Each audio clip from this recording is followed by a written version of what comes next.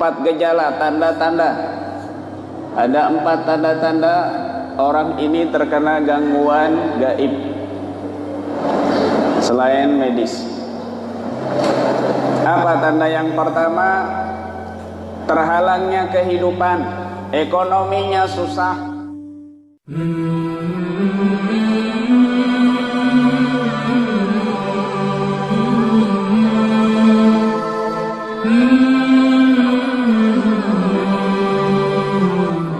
Empat gejala, tanda-tanda. Ada 4 tanda-tanda orang ini terkena gangguan gaib selain medis. Apa tanda yang pertama? Terhalangnya kehidupan, ekonominya susah, usaha selalu rugi, gak pernah berhasil. Ada orang mau bantu, tidak jadi membantu dia. Selalu hidupnya ini sengsara, seolah-olah dia diciptakan hidupnya sial. Atau ada kalanya terhalangnya pernikahan, susah menikah. Padahal ini perempuan cantik, ini mapan, tapi selalu gagal berhubungan dengan laki-laki. Tapi selalu gagal berhubungan dengan lelaki. Mau menikah nggak jadi, akhirnya nggak laku-laku. Banyak bu, banyak ini ibu-ibu.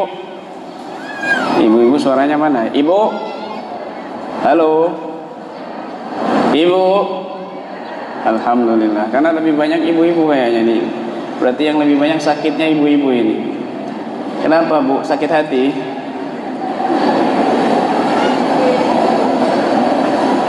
Allah karim. Ini ada 3.000 lebih ini. Insya Allah. Ibu-ibu banyak yang sakit hati pak. Atau laki-laki juga gitu sama, ganteng, tampan, punya pekerjaan, ada rumah mapan, tapi nggak laku-laku. Susah kalau urusan masalah perempuan, selalu gagal, padahal dia sudah kebelet. Nah, ini bisa juga kamu kena santet, atau kamu disukai sama jin. Banyak begini nih, susah kawinnya, susah nikahnya. Kalau perempuan itu ciri-cirinya disukai sama jin, ya, atau dia keturunan atau tumbal, terutama disukai sama jin. Itu kalau menstruasi dia sakit banget, sakit sekali. Menstruasi lama, tapi sakitnya melilit perutnya. Sering mimpi cowok ganteng, mimpi diajak kawin sama cowok dalam mimpinya, mimpi dikasih bunga, mimpi dikasih cincin, bahkan mimpi berhubungan. Kamu ini sudah kawin sama jin berarti itu. Hati-hati yang perempuan ini, ya. Makanya kalau doa, kalau tidur itu baca doa, ya. Baca doa. Kalau mau tidur, apa doanya? Allahumma barik lana fi razaqtana wa qina adzabannar. Itu doa makan. Namanya doa makan saja. Lapar. Ya Allah. Atau terhalangnya keturunan. Sudah nikahnya ini susah, bertahun-tahun dia berusaha keras. Giliran nikah bertahun-tahun pula dia belum dikasih keturunan.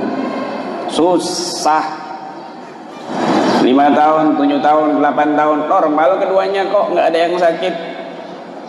Tapi susah punya keturunan. Nah, ini. Kemudian gejala yang kedua adalah sakit yang tidak wajar. Aneh sakitnya, sudah kemana dokter sudah tidak sembuh-sembuh, uang habis hanya untuk pengobatan. Dokternya sambung, dokter yang A katanya jantung, dokter yang B katanya lambung, dokter yang C katanya usus, dokter A harus dioperasi, dokter B jangan dioperasi, dokter C bingung. Habis uangnya untuk pengobatan. Kemudian yang ketiga, gejala yang ketiga, mental yang tidak wajar. Gelisah hebat, galau hebat, marah-marah, emosian, dekat sama suami risih, suami mau menyentuh, wah sudah nggak enak rasanya tanpa ada alasan sedikit pun. Atau sebaliknya, yang laki-laki juga gitu, gampang marah-marah kalau di rumah, emosian sama istri, bawaannya kepingin selalu marah sama istri, kasar kalau ngomong sama istri, tapi giliran ngomong sama istri-istri tetangga lembutnya masuk. Bang mau curhat ini bang, sebentar bang, ayo cepet saya mau kerja ini. Oh. Istrinya pingin curhat, disuruh cepet. Giliran istri-istri tetangga curhat, didengerin berjam-jam kuat. Ini penyakit mental nggak wajar, sering menyendiri, sering mengucilkan diri di kamar tanpa ada alasan tertentu. Selalu buruk sangka sama kanan kiri tetangga, padahal baik-baik saja, menyangka tetangga ini ada yang ngomongin dia, padahal nggak ada. Ya.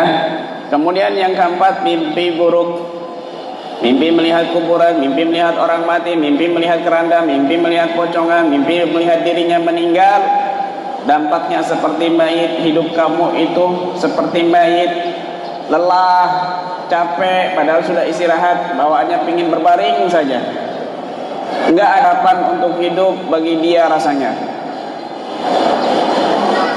Seperti mayit, capek, lelah, pikirannya enggak bisa fokus, sering lupa, enggak bisa konsentrasi, galau, gelisah, takut mati dan lain sebagainya. Biasanya medianya foto kamu, bekas pakaian kamu, bekas putung rokok kamu, diolah, dibungkus, dipendam di dalam kuburan. Atau mimpi yang berkaitan dengan ketinggian, mimpi naik pohon, mimpi naik bukit, mimpi di gunung, mimpi terbang, mimpi jatuh dan lain sebagainya. Mengambang harapanmu, susah untuk maju ke depan. Biasanya medianya itu ditaruh, media sihirnya ditaruh di pohon, ditaruh di genteng, ditaruh di tiang listrik, ditaruh di kabel listrik, ditaruh di bukit, ditaruh di gunung. Atau mimpi yang berkaitan dengan air, mimpi melihat sungai, mimpi menyeberangi lautan, mimpi tenggelam, mimpi melihat tsunami, mimpi kehujanan besar yang berkaitan dengan air. Maka dampaknya kamu seolah-olah seperti mengambil air dari genggaman tangan dan langsung habis. Kehidupan kamu, usaha kamu cepat habis, tidak ada hasilnya, gelisah, kacau pikirannya, sakit-sakitan. Biasanya medianya ditaruh di sungai, di laut, di sumur dan sebagainya. Ini mimpi dikasih bayi, mimpi dikasih besi tua, mimpi dikasih ini itu dan lain sebagainya oleh orang yang tidak dikenal dalam mimpi atau oleh orang yang sudah meninggal di dalam mimpi. Berbahaya ini. Nah, ini 4 gejala. Jika ada salah satu 4 gejala ini, maka tubuh kita terindikasikan penyakit gaib, jin, sihir ataupun ain. Solusinya bagaimana? Nabi sudah memberikan solusi. Apa itu? Yaitu ruqyah. Ruqyah ini pengobatan dengan Al-Quran. Kita dengan doa-doa, zikir-zikir.